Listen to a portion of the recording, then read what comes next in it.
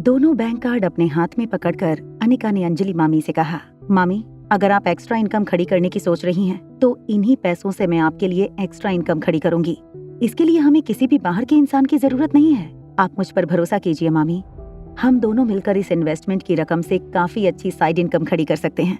वैसे भी इन्होंने जो इन्वेस्टमेंट प्लान बताया है, उस प्लान में आगे चलकर नुकसान के अलावा कुछ हासिल नहीं होने वाला।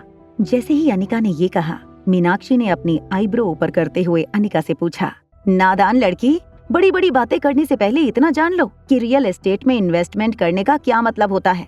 ये मेहरा परिवार कौन है, उनके क्रेडेंशियल क्या हैं? अरे कोई अनपढ़ आदमी भी आंख बंद करके मेहरा खानदान के इस प्रोजेक्ट में अपने पैसे लगाने के लिए तैयार हो जाएगा। अनिका ने बिना मीनाक्षी को देखे अंजलि मामी से कहा, रियल एस्टेट इंडस्ट्री अब लगभग लॉस मेकिंग इंडस्ट्री हो गई है।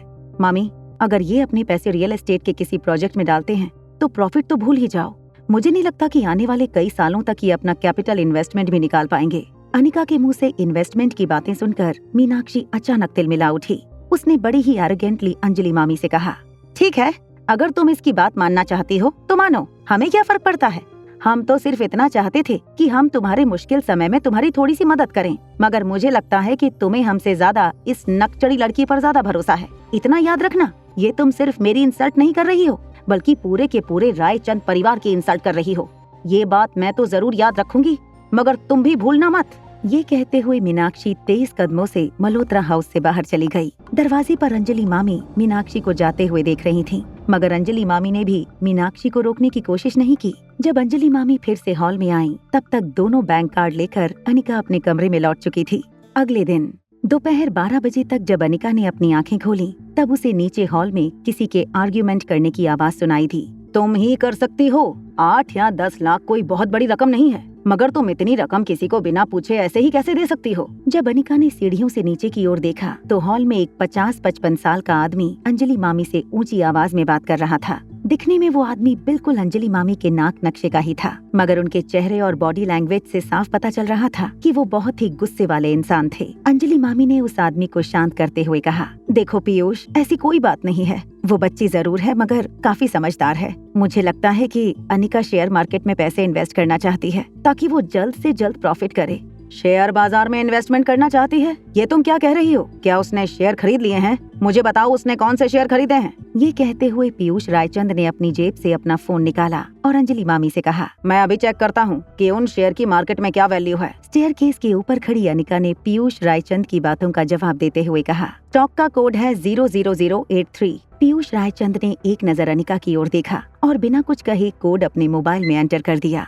फिर अचानक उनके चेहरे के हाव भाव बदलने लगे। पीयूष ये देखकर हैरान हो गए कि अनिका ने अभी अभी जिस स्टॉक के बारे में बताया था, वो स्टॉक पिछले 6 घंटे में 5% प्रॉफिट दिखा चुका था। इसका मतलब साफ था कि अगर आज सुबह 10 बजे अनिका ने स्टॉक में 10 लाख रुपए लगाए थे, तो दोपहर होते होते अनिका ने 50,000 का प्रॉफिट कर लिया था। अनिका की तरफ देखकर पीयूष ने अपना फोन जेब में रखते हुए कहा, सुबह से लेकर अभी तक काफी अच्छा प्रोग्रेस दिखाया तुम्हारे स्टॉक ने, मगर इसमें लक फैक्टर भी जुड़ा हुआ हो सकता है। पिछले कुछ दिनों से स्टॉक मार्केट काफी अनस्टेबल है, इसलिए किसी भी स्टॉक का अचानक ऊपर उठना या अचानक नीचे गिरना कोई बहुत बड़ी सरप्राइज नहीं है। और हाँ, पिछले कई दिनों से ये स्टॉक लगातार लोअर सर्किट दिखा रहा है। मेरी मानो तो अभी भी वक्त है, इस स्टॉक से बाहर निकल जाओ।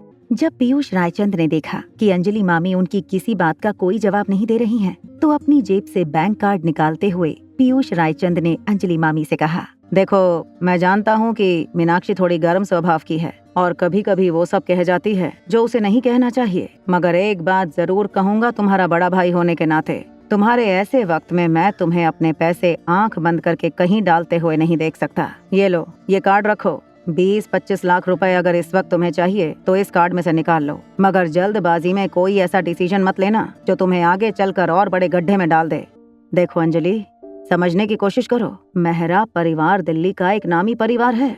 उनके साथ बिजनेस में जुड़ना काफी फायदेमंद हो सकता है हमारे लिए। उनके प्रोजेक्ट की रिपोर्ट स्टडी की है मैंने अच्छे से। उनके साथ इन्वेस्टमेंट करने में कोई रिस्क नहीं है। पीयूष, दरअसल मुझसे छोटी सी गलती हो गई। फिलहाल मेरे पास इतने रुपए हैं कि मैं 2-3 महीने अपना घर चला पाऊँ। और एक बात, अभी अमृत कैप्सूल का प्रोडक्शन कंपनी में चल रहा है। बस एक बार ये अमृत टैबलेट मार्केट में लॉन्च हो जाए, सब कुछ ठीक हो जाएगा। फिक्र करने की कोई बात नहीं है। अंजलि मामी की बातें सुनकर उनके भाई पीयूष को लगा कि अब आगे अंजलि मामी को समझाने का कोई फायदा नहीं, इसलिए उन्होंने अंजलि मामी को फोर्स नहीं किया। मगर जाने से पहले उन्होंने अपनी बहन को वार्न करते हुए कहा, स्टॉक मार्केट बहुत रिस्की है। हाँ, 8-10 लाख रुपए से खेलना तो कोई बड़ी बात नहीं है, मगर ध्यान रहे कोई बहुत बड़ा जोखिम उठाकर इन्वेस्ट मत कर लेना। जैसे ही पीयूष घर से बाहर निकलने लगे, अनिका ने उन्हें रोकते हुए कहा, पीयूष अंकल 1 मिनट। पीयूष रायचंद अचानक ही चलते हुए रुक गए और उन्होंने मुड़कर सीढ़ियों से उतरती हुई अनिका की ओर देखा। रियल एस्टेट बिजनेस आने वाले कुछ सालों तक अच्छा आउटपुट नहीं देने वाला है।